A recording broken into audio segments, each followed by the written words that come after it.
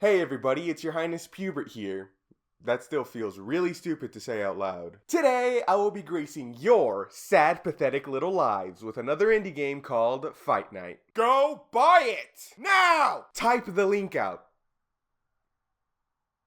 What is Fight Night? Well, it's a very stylized first-person dungeon crawler where you beat up monsters with your hands, like this.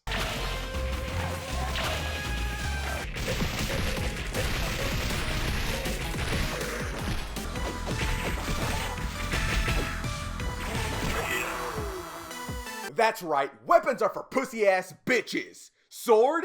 Useless. Gun? Weak. Whip? What am I, a slave owner? No thanks. I think I'll be fine with these puppies that I dipped in my own piss for poison damage.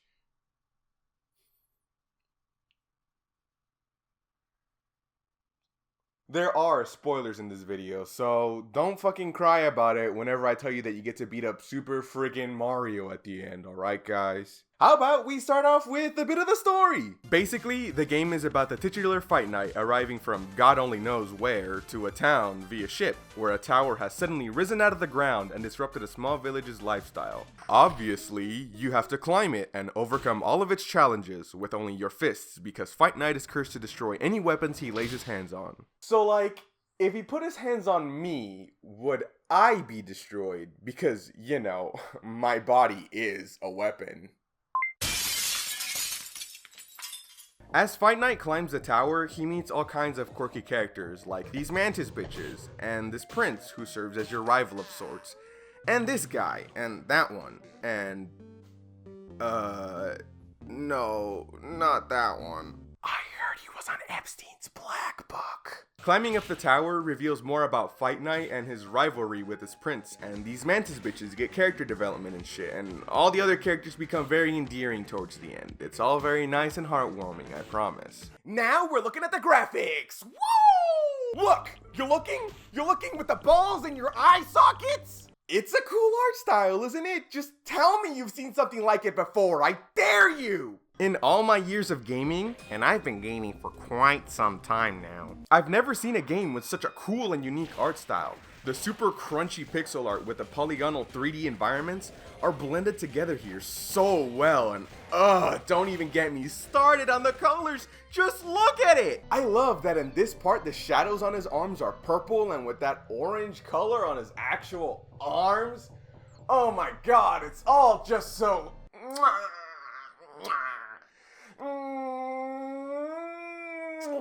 If any of you guys can find a game that looks remotely similar to this, I'll suck your dick. And if you don't have one, then what the fuck are you doing? Go get one, and I'll slobber all over that shit too. You guys can hold me to that. Hey guys, Editor Pubert here. Past me seems to have just lost his fucking mind, so for the love of God, please don't hold me to that. Bro, and the music. Oh my god.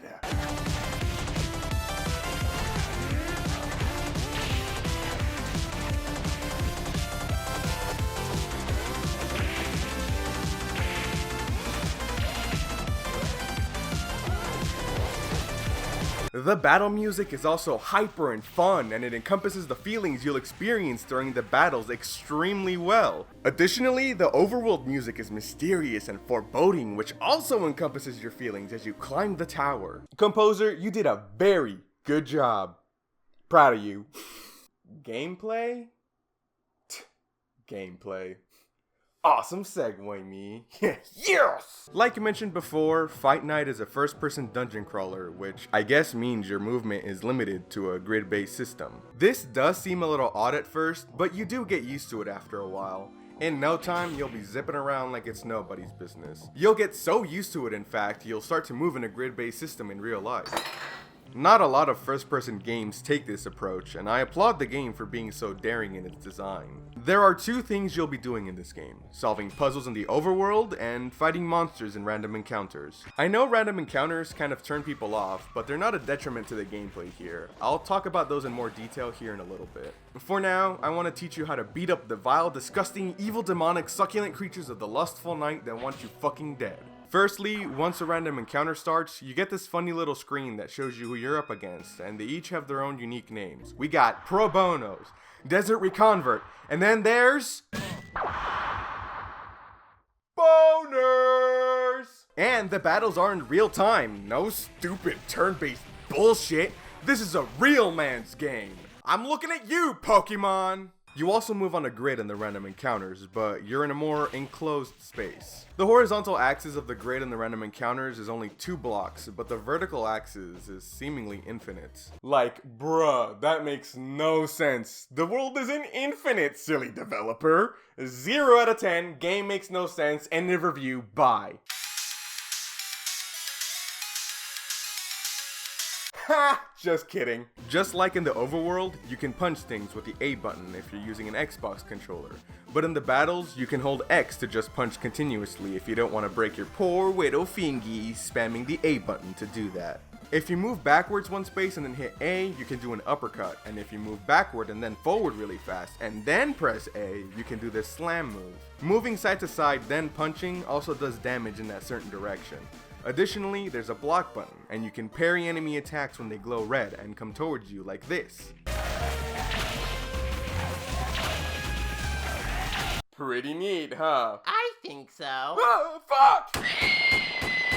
You also have cool special moves that can do things like cause massive damage, stun enemies, and even send you to the back of a group of enemies so you can take care of all the little bitches hiding in the back. Oh my god!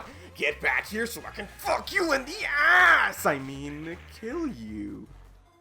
In the ass. You can use these special moves by beating people up in battle and filling up these special move bars down here, but it only gives you a maximum of 3. That's all the game teaches you, besides like where to save and how to obtain these special moves and stuff. After that, you're pretty much on your own, which is the game's biggest strength. Most games nowadays like holding the player's hand and treating them like they're a bunch of stupid babies because they're afraid of alienating the player. Bro, alienate me. I want to learn your game. It's the whole reason I'm playing it. If you design it well enough, I can figure things out on my own. Every time a game reminds me of a set of controls that I already know, it makes me wanna... I mean, there are games out there that are more complicated than others, and a tutorial might be needed, especially if you're new to video games. But most of the time, it's not needed at all, or just a simple explanation about what a button does will suffice. I don't need a 100-minute explanation about the nuances of how to press A to make my character's titties bounce. Here in Fight Night though, you get in the fights and figure shit out for yourself. All the enemy patterns are extremely varied and unique, and they can be defeated in a couple of different ways, depending on your playstyle. And the game slowly gives you harder and more complicated enemies as you progress in the dungeons. First, we got your little Skelly Man here. Pretty easy, you punch it to death and you win. Aw, shit! 2 Skelly Man? What the fuck? I'm really boned now.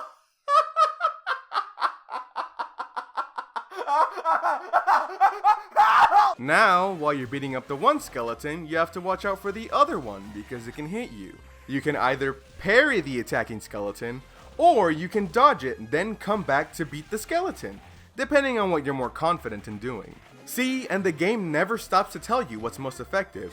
You have to figure out what your options are and what works best for you. Every single encounter is made up of a bunch of split-second decisions you're constantly making. This is especially true when it starts throwing even more elaborate groups of monsters at you. Like this one with the skeleton and the lizard wizard that stays in the back throwing orbs at you.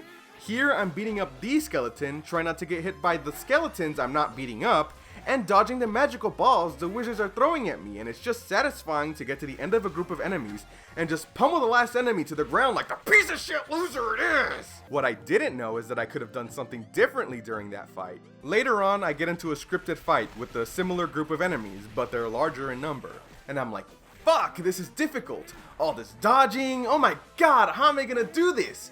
Until I accidentally parry the fireball. When I did that, my mind exploded like that one tragic thing that happened to the 2 identical buildings that one time roughly 20 years ago here in the US. The game never told me I could do that, but I managed to figure it out, and that shit made me feel like a genius. I was suddenly Jimmy Neutron, boy fucking genius right then and there. I still ended up dying during the fight, but I got smarter and came back to that fight and annihilated everyone. The game never stopped and gave me a dumb radio bitch in my ear going all, Hey, Fight Night, that's a basic skeleton. Shit's easy. You got this, baby. Fight Night, did you know those balls are the lizard's testicles and can be buried? Hey, that one is an Anki skeleton. They just canceled him on Twitter, and now he's pissed and going to take it out on you. Watch out, he lost a whopping 60 followers. that would have been kinda lame. The game let me figure it out on my own, and it was extremely satisfying finding this out on my own. Fight Night is littered with moments like these. Enemy variations get crazier and crazier as the game goes on, and you have to learn their moves or you'll just fucking die. The moment I figured out this game was truly amazing was when I encountered the Indiana Jones guy, where when you successfully parry him, you actually end up immobile for a short while because he ties your hands up with his whip. So with this dude, you have to dodge, and then there's a guy that sits in the back shooting bullets at you that you can parry, and then there's that goblin that places bombs you can hit back at him. And there are so many more unique enemies. It's actually just insane. Each encounter is basically just a fun little violent puzzle you have to solve. The game gives you the tools to solve that puzzle, and you alone have to figure out what to do with the tools it gave you. And it really wants you to learn all its little mechanics, because even the healing potions you use aren't effective unless you do well in battle. After using one, it doesn't immediately give you your health back, because that would make you a giant floppy pussy. It gives you what I like to call hypothetical health. Your health will only increase the more you move in battle, but if you get hit, all the hypothetical health you could have gotten back but didn't, you won't be able to earn any longer, and you'll only heal the amount you managed to earn before getting hit in the battle. It's fucking brutal, but it rocks! To survive, you need to learn this game. There's no pussyfooting around here. However, if you visit the town library after a certain point in the story, you can learn about the enemy's attack patterns after giving one of their droppings to one of these bitches at the library. It's pretty handy if you get stumped on how to beat an enemy. I never needed it though. I bet you do, you fucking plebe.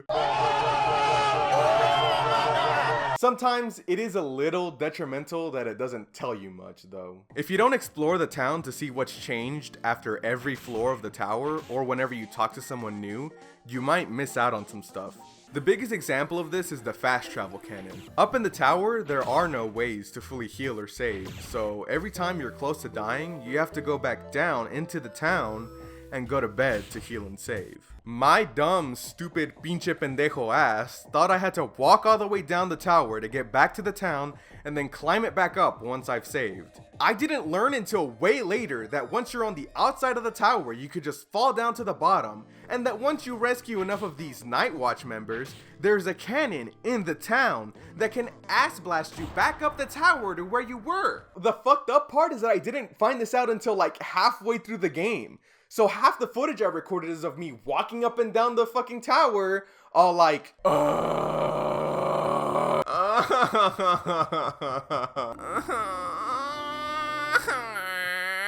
It would have been nice to know this from the start, developers. Oh yeah, the overworld, I guess that's kind of important too. Well, it mostly consists of giant puzzles you have to solve, and they get more complicated as you get to the top. Most games nowadays try not to implement random encounters and just put the enemies out in the overworld where you can see them.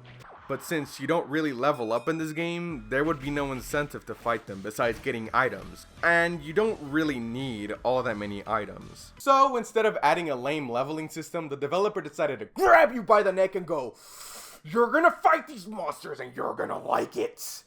All the while you like cream your pants or something like that because you're a freak like that. Random encounters aren't the only thing breaking up the monotony of the overworld. There are these funny little NPCs. For example, on every floor, there's an NPC Night Watch guard that needs saving, and you have to fight a pretty elaborate group of enemies to do so. There are also NPCs that ask you to find things. Later on, you start collecting these armor pieces after saving the armor guy NPC, so you can give them to him so he can create some cool ass arm. Did he just eat my armor?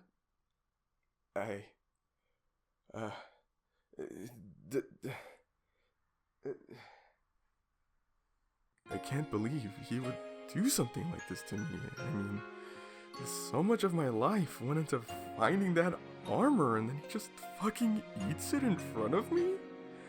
Did he even stop to consider how it would make me feel? I saved him from the shackles of the enemy, and this is how he repays me?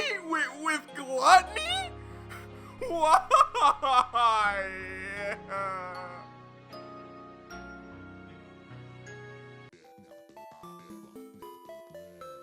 Oh shit, he still makes you the armor? I actually didn't really like the armor he gives you. They all look really freaking cool, don't get me wrong, but they never really adhered to my playstyle.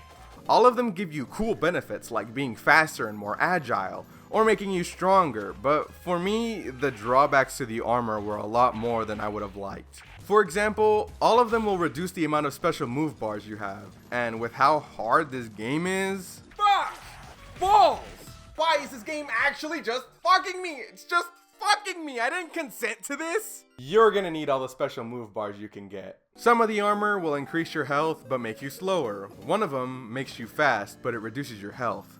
I'm sure if you have a different playstyle than I do, you could deal with these drawbacks to the armor, but I personally just can't. Another thing is items. Items get you potions and more special moves, but you don't really need all that many for them, so you'll never really need to worry about this. If you do, then you're fucking strange, and I don't want to talk to you. Ever. One last thing I wanted to gush about in the overworld is the environments. They're just so fucking varied, like holy shit. This ain't your typical forest level, then desert level, then snow level bullshit. This game has a poison jungle level, it's got a graveyard level, and one level transitions between ice and lava level, all in the same level. And the enemies change drastically depending on whether it's cold or hot. Huh? Is that not fucking cool or what? I think that about covers the game besides some of the cool story beats and set pieces it has. There are mainly two things I really wanted to talk about. First, it's the butcher in the graveyard level. In the graveyard level, you have to find these emblems to open up the main door, and they're in these creepy ass underground crypts. Once you grab one, this shit happens.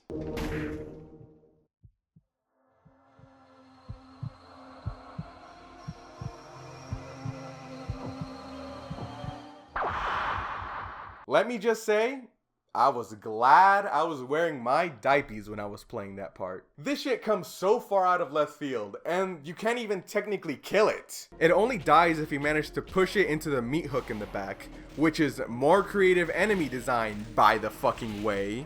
And after you kill it, it just ends up kind of...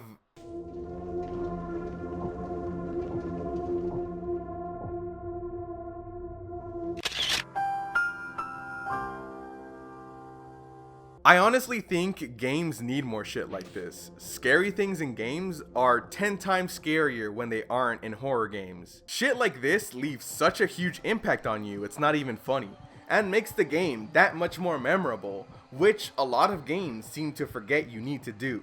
Make your game memorable. Speaking of memorable, the final boss of this game is so cool. It's technically 3 different bosses, and it's pretty hard. One of the bosses is a barrage of enemies you have to fight that this computer sends out at you, with one of them being yourself. Kinda crazy that Fight Night has to beat himself off.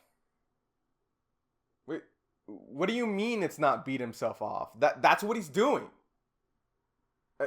Beat himself up? That makes no sense. I honestly have no idea how I beat this. It's very difficult. But the second part is this guy in an epic enraged form. But the coolest part is when you beat him, and then the tower seems like it's crumbling, but...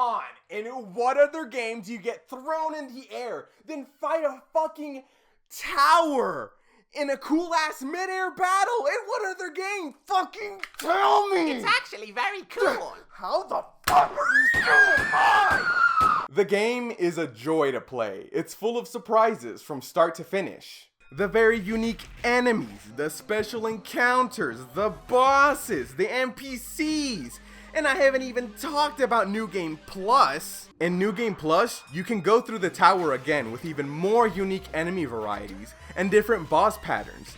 And it's so much fucking harder. And I assume from the round down and round up options in the main menu, it can get even harder. Which fucking just blows my mind because it's already so hard after one round.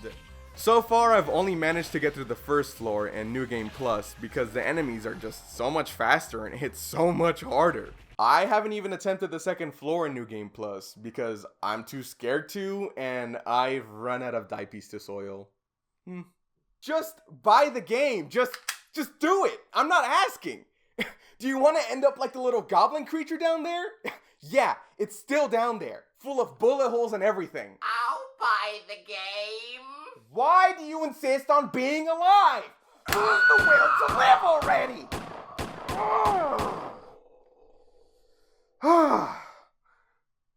That guy was an asshole.